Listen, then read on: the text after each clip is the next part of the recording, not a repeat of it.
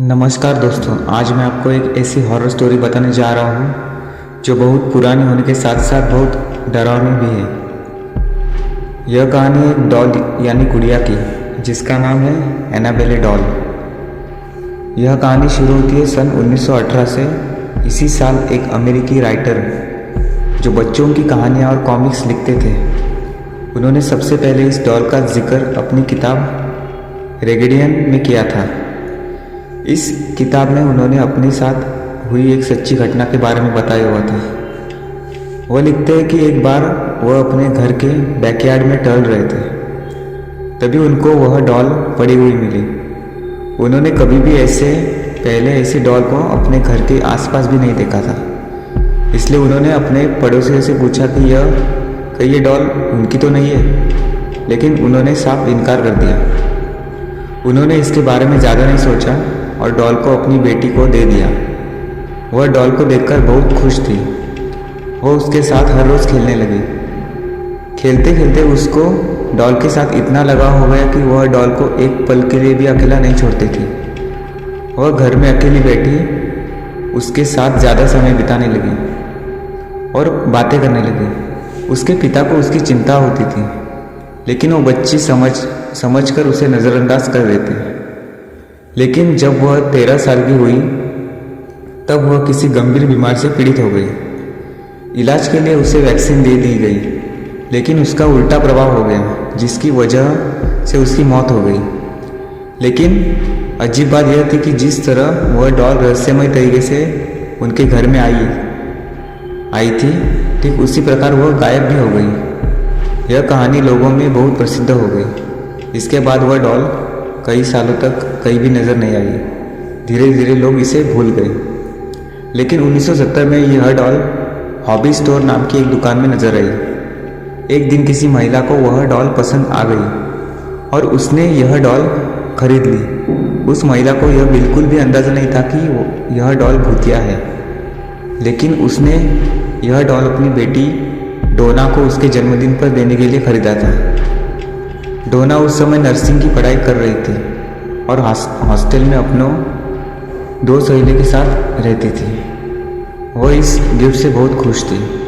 इसके साथ साथ वह हैरान भी थी क्योंकि उसकी डॉल के साथ खेलने की उम्र भी बीत चुकी थी।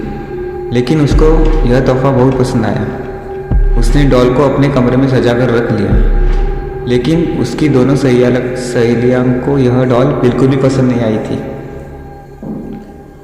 उनमें से एक सहेली, जिसका नाम लू था, इसको यह डॉल शुरू से ही अजीब लग रही थी और उसने डोना को यह डॉल अपने कमरे में रखने से मना कर लिया था। लेकिन डोना ने उसकी बात नहीं मानी। इस डॉल के कमरे में आने के बाद अजीब हरकतें होने शुरू हो गई। डोना ने यह नोटिस किया कि यह अपनी जगह बदल लेती है।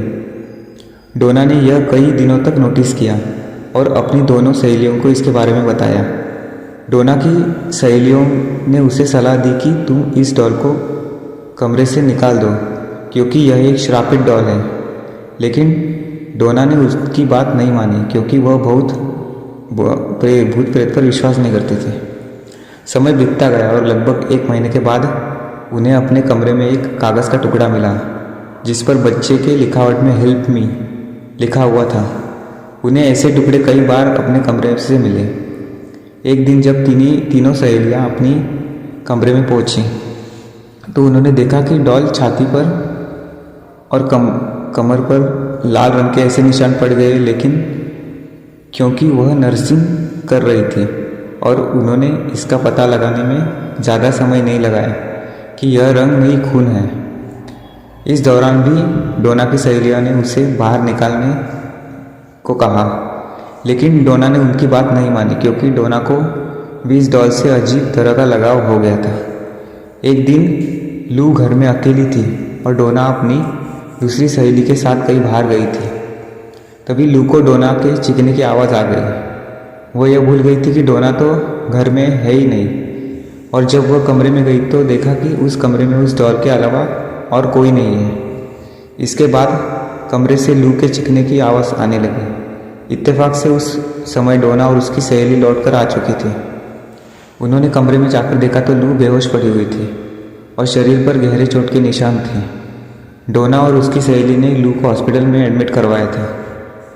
2 दिन बाद लू को होश आया और उसने बताया कि उस पर हमला उसकी डॉल ने किया था। यह बात सुनकर वह हैरान रह गई। डोना तुरंत ही चर्च जा पहुंची और फादर को उस घटना के बारे में बता दिया। फादर ने उसकी बात सुनकर उनको अपने सीनियर फादर के पास भेज दिया। उन्होंने कहा कि इस डॉल में बुरी आत्मा का साया है और यह बात उनके संभालने योग्य नहीं है, इसलिए उन्होंने यह खबर पैरानॉर्मल एक्टिविटी एक्सपर्ट पति पत्नी को दे दी। यह दोनों डोना के हॉस्टल पहुंच गए और डॉल के साथ एक हफ्ता बिताया। 1 हफ्ता बिताने के बाद उन्होंने बताया कि इस डॉल के अंदर एक शक्तिशाली आत्मा का वास है और यह आत्मा डॉल से निकलकर इंसानी शरीर में जाना चाहती है। इसने डोना का शरीर चुना है। उन्होंने बताया कि इस डॉल को डोना से जल्दी दूर करना होगा। यह सुनकर डोना बहुत घबरा गई और डॉल को उसके साथ ले जाने के लिए हाँ कर दी। यह पति पत्नी इस डॉल को अपनी कार में घर ले जाने लगे और रास्ते में कार ने काम करना बंद कर दिया, जिससे कार दीवार में टकरा गई। खुशकिस्मती यह थी कि उनको ज़्यादा चोट नहीं आई। कार के बेकाबू होने के पीछे इस डॉल का ही हाथ था। पति पत्नी ने डॉल को तंत्र मंत्र शक्ति से अपने वश में कर लिया और एक शीशेदार बॉक्स में बंद कर दिया। इसके बाद उन्होंने इस बॉक्स को अपने ही एक एक्यूट म्यूजियम में रख दिया। आज भी आप इसकी म्यूजियम में देख सकते हैं और साफ साफ बॉक्स पर एक वार्निंग भी लिखी हुई है कि बॉक्स को दूर से ही देखें और हाथ न लगाएं। धन्यवाद।